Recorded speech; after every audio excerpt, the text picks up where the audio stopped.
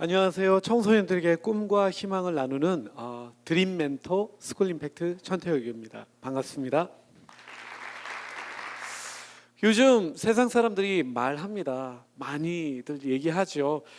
세상 살아가기 참 힘들다고요. 힘드시죠? 저도 힘들어요. 살다 보니까 인생이 참 쉽지는 않더라고요. 그래서 나온 얘기가 예전에는 삼포 시대라는 얘기를 합니다. 연애, 결혼, 출산을 포기하는 시대가 삼포 시대고요. 오포 시대 이야기 혹시 들어보셨습니까? 플러스 대인 관계와 집, 내 집 마련을 포기하는 게 오포 시대랍니다. 근데 요즘에는 오포가 아니라 칠포 시대라는 이야기를 합니다. 뭐가 더 포기할 게 있을까? 나머지 두 가지는 뭐냐면 희망과 꿈이라고 이야기를 합니다. 참 마음이 어렵습니다. 그래서 요즘 나오는 그 신종 언어 중에 하나가 헬조선이라는 이야기가 나오죠. 헬조선, 네, 참 마음이 참 많이 무거워지는 것 같습니다. 이 세상에 또 다른 신종어들이 있죠. 금수저, 은수저, 흙수저 이런 얘기가 있습니다. 중요한 것이 내가 어떤 집안에서 태어났느냐 이런 얘기죠. 어떤 집안에서 태어났느냐, 굉장히 부유한 집안에서 태어났느냐, 아니면 보통 집안, 아니면 진짜 찢어지게 가난한 집안에서 태어났느냐는 것입니다. 근데 여러분 아십니까? 제가 인터넷 그 그림에서 이런 이야기를 봤습니다. 중요한 것은 어떻게 태어났느냐보다 얼마나 견디느냐가 중요하다. 굉장히 공감이 안 되시는 모양입니다. 저는 공감이 됩니다. 어떻게 태어났느냐보다 얼마나 견디느냐, 또 얼마나 어떻게 이겨내느냐라는 것이죠. 근데 제가요, 예전에 굉장히 어려운 시기를 극복할 때 저에게 힘이 되었던 말씀 구절 하나가 있었습니다. 욥이라는 사람의 이야기였는데요, 그 욥의 고백 중에 이런 고백이 있습니다. 굉장히 제 마음에 공감이 가서 그때 그 이야기를 외워버렸습니다. 나의 가는 길을 오직 그가 아시나니 그가 나를 연단하신 후에는, 단련하신 후에는 내가 정금같이 나오리라. 네, 단련되지 않으면 정금같이 되어지지 않는다는 것입니다. 인생은 원래 힘든 것 아닌가요? 인생은 원래 힘든 거잖아요. 먹고 살기 힘들잖아요. 하루하루 지내는 것 힘들잖아요. 관계 힘들잖아요. 내 인생을 풀어가는 것 힘들지 않습니까? 저는 힘들더라고요. 하루를 지내가는 것 힘들더라고요. 근데 그 하루를 힘들게 지나가는 것이 바로 인생의 가치 아닐까요?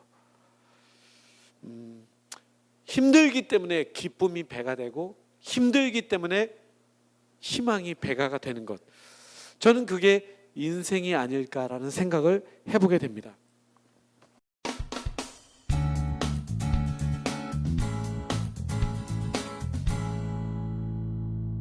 자, 여러분 혹시 이런 질문을 자신 스스로에게 던져본 적이 있습니까?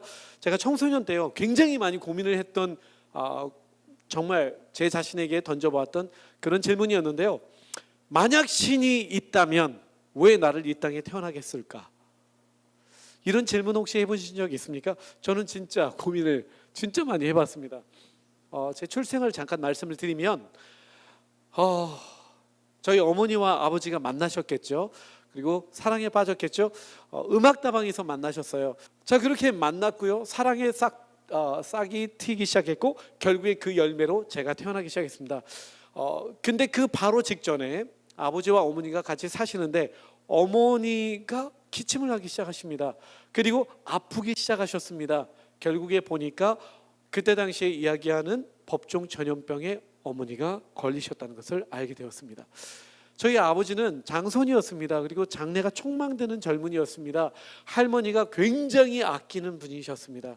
근데 어머니가 병환 때문에 어렵기 시작하고, 그리고 그 병환은 전염되는 병이었기 때문에 같이 살 수가 없었겠죠. 그 결과로 할머니는 저희 엄마를 내어 쫓아 버리셨습니다. 참 안타까운 현실이었지만, 근데 그 어머니, 쫓겨나신 어머니의 뱃속에 제가 있었던 거죠. 그리고 어머니는 자신의 목숨을 걸고 용기를 내어서 저를 낳아주셨습니다. 그래서 제가 태어났습니다. 그리고 제가 태어나니까 어머니랑 같이 살 수 있을까요? 전염되는 병이었습니다. 살 수 없었습니다. 그래서 어쩔 수 없이 저희 어머니는 저를 할머니에게 보내게 됩니다. 그리고 할머니는 저를 키우기 시작합니다. 할머니, 할아버지, 삼촌, 고모들이 저를 키우셨습니다. 아버지는 어디 가셨을까요? 아버지는 할머니와의 갈등으로 인해서 집을 나가셨습니다. 그리고 굉장히 멀리 집을 나가셨다라고 얘기를 합니다. 어쨌든 이제 어렸을 때부터 저는 그렇게 자라기 시작했습니다. 할머니, 할아버지, 삼촌, 고모들과 자라기 시작했습니다. 왜 저에게는 엄마가 없을까? 왜 아버지가 없을까? 굉장히 의아했습니다. 초등학교 1학년 때 입학식 때 기억이 납니다. 그때가 기억이 납니다. 세월이 많이 흘렀는데도 기억이 납니다. 어렸을 때 그 어린 아이들에게 손수건을 달아줍니다. 그 할머니가 저에게 손수건을 달아주셨던 기억이 있고요. 그리고 할머니의 손을 잡고 그리고 초등학교 입학식에 갔던 기억이 납니다. 궁금했습니다. 우리 엄마는 어디 있을까? 우리 아빠는 어디 있을까? 제가 할머니에게 질문을 던졌습니다. 할머니, 왜 나는 아빠가 없어요? 왜 나에게는 엄마가 없어요? 할머니가 그 말이 굉장히 가슴에 사무치셨는지 제 손을 잡고 어느 날 기차를 타고 멀리 여행을 떠납니다. 시골이었는데요. 엄마를 만나게 해주시기 위해서 제 손을 잡고 엄마에게로 데리고 갑니다. 서울이었는데요. 도봉구 방학동이라고 하는 동네에 다다르게 되었습니다. 긴 여행을 했죠. 그리고 그 동네에 이르러서 저 멀리 골목 끝에 어느 한 여인이 쭈그리고 앉아서 누군가를 기다리는 그 모습을 제가 보게 되었습니다. 근데 그 어린 저에게, 그리고 엄마의 모습이 아련한 저에게 그분이 제 엄마라는 직감, 그리고 순간 저기 멀리 계신 그 여인을 향해서 엄마! 하고 막 달려가기 시작합니다. 진짜 드라마의 한 장면 같았습니다. 달려가서 엄마에게 와락 안겨서 엄마 보고 싶었어요. 그렇게 고백하죠. 그리고 일주일인지 2주일인지 그 기간은 잘 모르지만 엄마랑 같이 시장을 다니면서 엄마가 사주시는 맛있는 치킨, 그때 당시에 바나나를 사주셨다는 거. 굉장히 비쌌죠. 지금은 흔하지만 바나나도 사주시고 치킨도 사주셨던 그 엄마의 사랑, 그리고 엄마와 어떤 얘기를 나누는지 모르겠지만 너무너무 행복했던 시간들을 제가 보냈다는 것입니다. 그리고 그 시간들을 보내던 어느 순간 나에게 꿈이 생겼습니다. 나중에 커서 내가 만약에 될 수 있다면 의사가 돼야지. 당연하죠. 저의 데스티니, 저의 소명이고 저의 사명이었을 것입니다. 엄마의 병을 고치고 그리고 엄마와 함께 행복하게 사는 것, 그것이 저의 꿈이 되었습니다. 그리고 엄마랑 이별을 하고 저는 시골로 내려오게 되었죠. 그러던 이후 얼마 지나지 않아서 사고가 일어났습니다. 할머니와 할아버지가 사고로 동시에 돌아가시게 된 것입니다. 그리고 나서 온 가족이 뿔뿔이 흩어지는 상황이 되었고요. 그때 아버지가 저를 찾아오셨습니다. 물론 그 어렸을 때 어렴풋하게 아버지가 몇 번 찾아오셔서 짜장면 사주셨던 기억이 납니다. 그런데 아버지가 이번에는 굉장히 이제 다짐을 하고 오셨겠죠. 그리고 아버지의 손을 붙잡고 굉장히 긴 여행을 떠납니다. 떠났던 곳은 강원도 사북이라는 곳이었습니다. 충청도였는데요. 강원도까지는 굉장히 먼 거리였죠. 따라갑니다. 그리고 밤이 되어서 어느 집에 다다르게 됩니다. 아주 산골짜기 탄광촌 어느 지역에 제가 도착하게 되었습니다. 그리고 방문을 열고 들어갔는데 웬 아주머니가 계신 거예요. 제가 한 번도 본 적이 없는 분이셨습니다. 다시 말해서 저에게는 어머니가 두 분이 계십니다. 새어머님이 기다리고 계셨습니다. 그리고 새어머니를 봤는데 침묵했죠. 그리고 그 어머님께서 만들어 주셨던 밥을 먹고 나서 새엄마 감사히 잘 먹었습니다 라고 얘기를 드렸습니다. 그랬더니 저희 아버지가 저를 야단치시는 거예요. 왜 새엄마라고 부르니? 엄마라고 불러라. 그때부터 이 어린 저에게 반항 심리라는 게 작동하기 시작합니다. 내가 분명히 알기로 우리 엄마가 살아계신데 왜 내가 엄마라고 불러야 돼? 반항 심리가 일어나기 시작하죠. 어쨌든지 그때부터 제 인생은 꼬이기 시작합니다.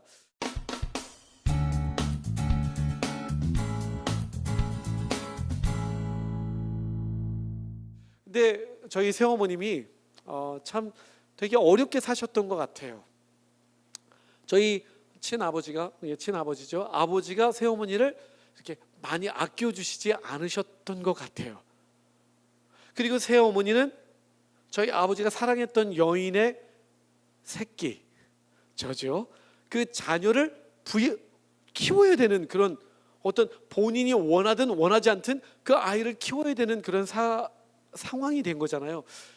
제가 지금 커서야 이해하지만 그때 당시에 제가 뭘 알겠습니까? 근데 지금 와서는 다 이해합니다. 근데 그때 당시에는 이해할 수 없었겠죠.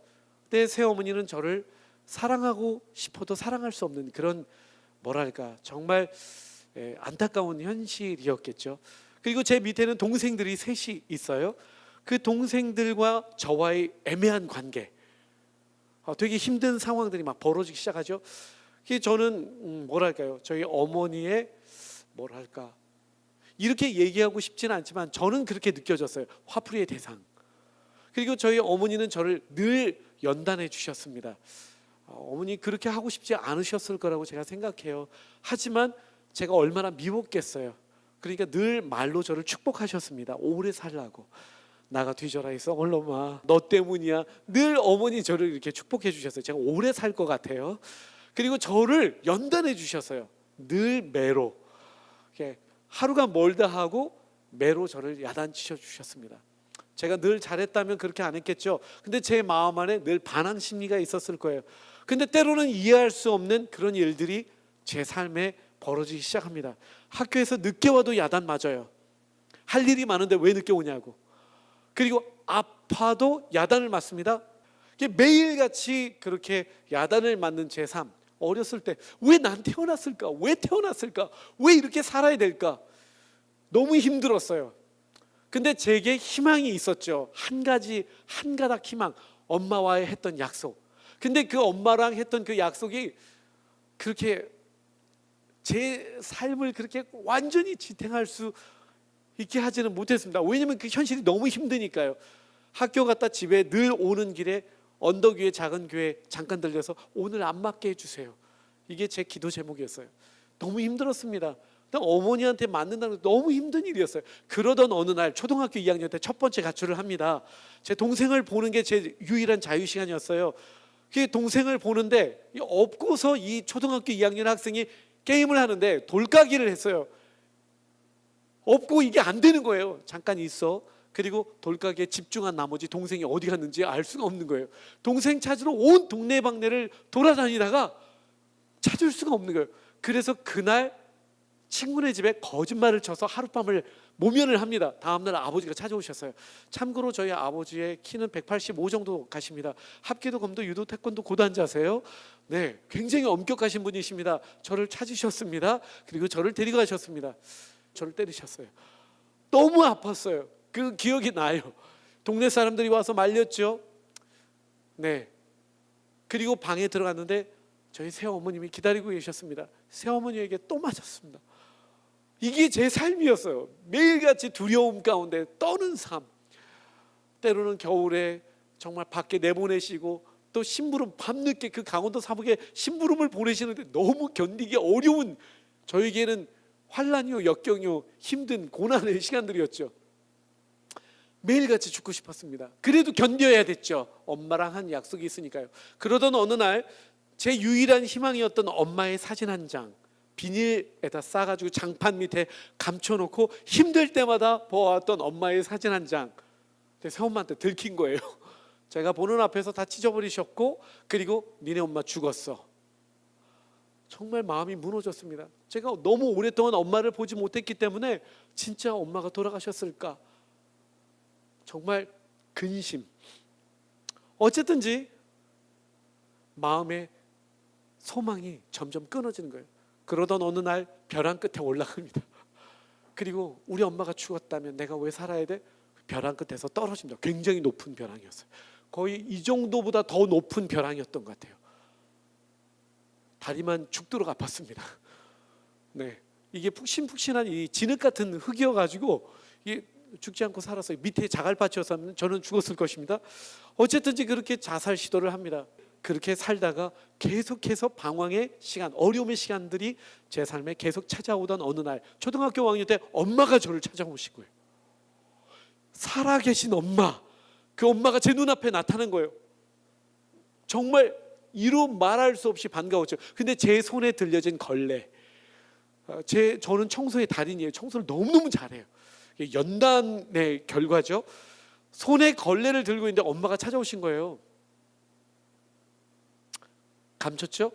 네, 그리고 엄마를 따라서 서울로 갑니다. 그리고 다시 돌아옵니다. 꿈 같은 시간을 다시 보냈는데, 다시 돌아왔는데 엄마랑 만났는데 밤마다 엄마가 꿈속에서 나타나요. 돈을 모으기 시작합니다. 그리고 엄마를 찾아, 다시 엄마 찾아 산만리 여행을 떠납니다. 그리고 엄마를 찾았죠. 이틀인가를 걸렸어요. 엄마를 찾았어요. 그리고 엄마한테 엄마 같이 살고 싶어요. 근데 엄마가 안 된다는 거예요. 너는 나랑 살면 안 된다는 거예요. 왜 안 돼요? 엄마랑 살고 싶단 말이에요.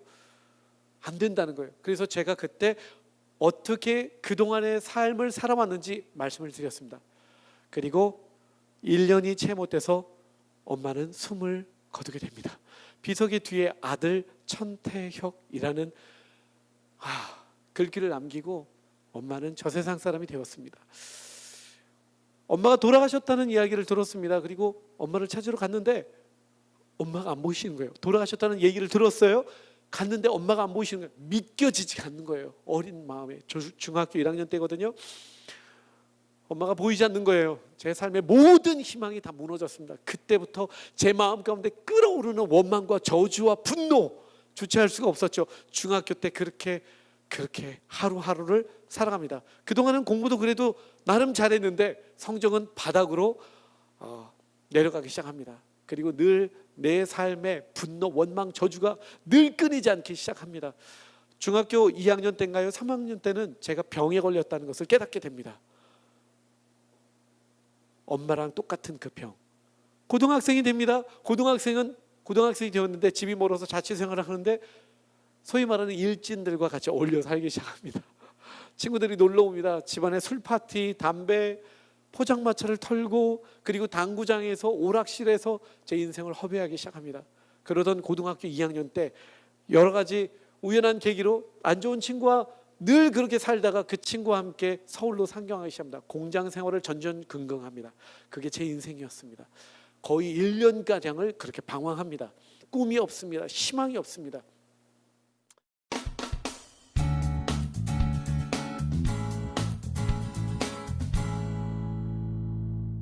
오빠, 태혁이가 이렇게 된 건 결국 오빠 때문이잖아. 이제 앞으로 내가 키울 거야. 그 고모님은 저를 어렸을 때 너무너무 아껴주셨던 분입니다. 그 고모님이 찾아오셔서 저를 그분의 집으로 데려가셨습니다. 그리고 사랑으로 저를 양육하기 시작하셨습니다.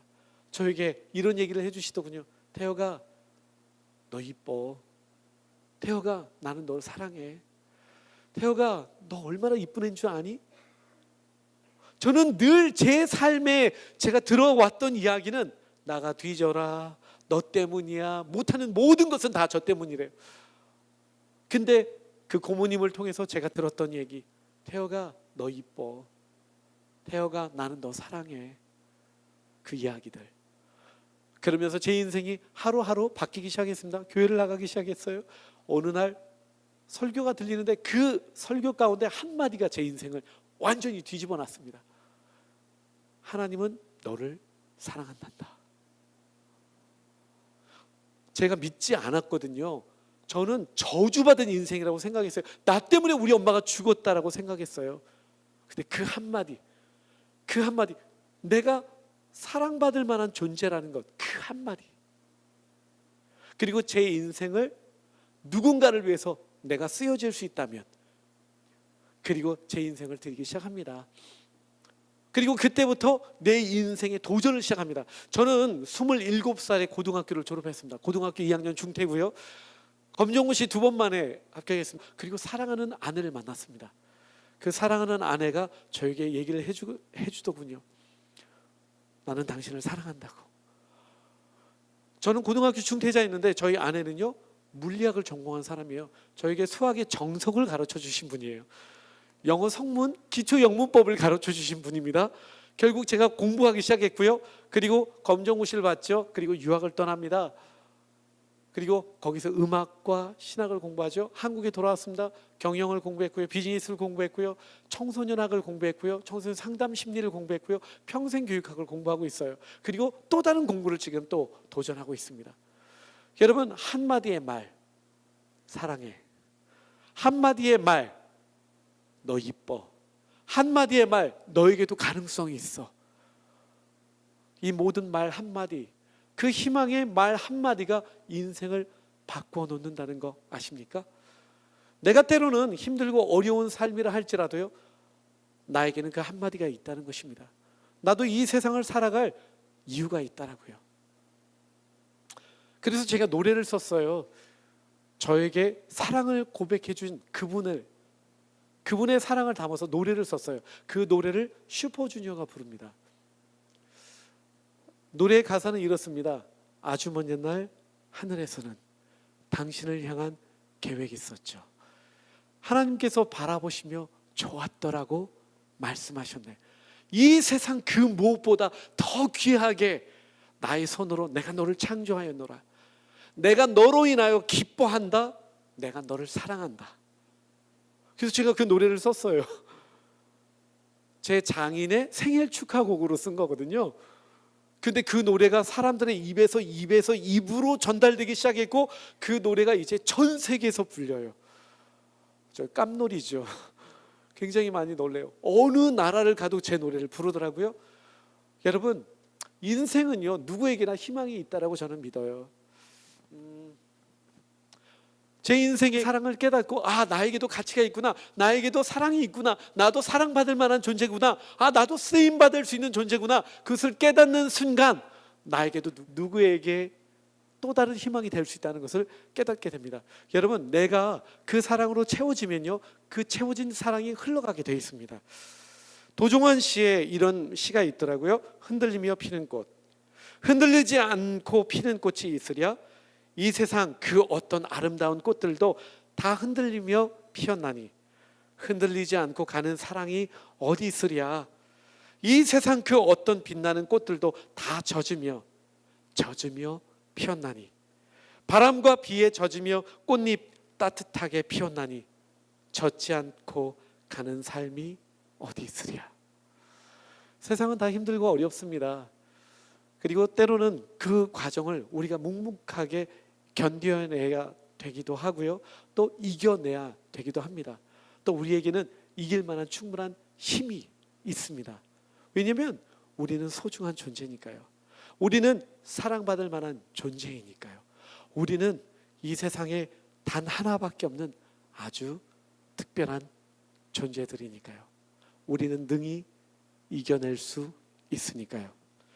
여러분, 어쩌면 우리 모두가 다 누군가로부터 희망의 소리를 들어야 하기도 하겠지만요, 우리는 어쩌면 누군가에게 모두 다 희망의 소리가 될 수 있습니다. 사랑의 소리가 될 수 있습니다. 왜냐하면 우리는 아름다운 존재들이니까요. 여러분 모두는 다 소중한 존재들입니다. 여러분 모두를 축복합니다. 강의를 들어주셔서 감사합니다.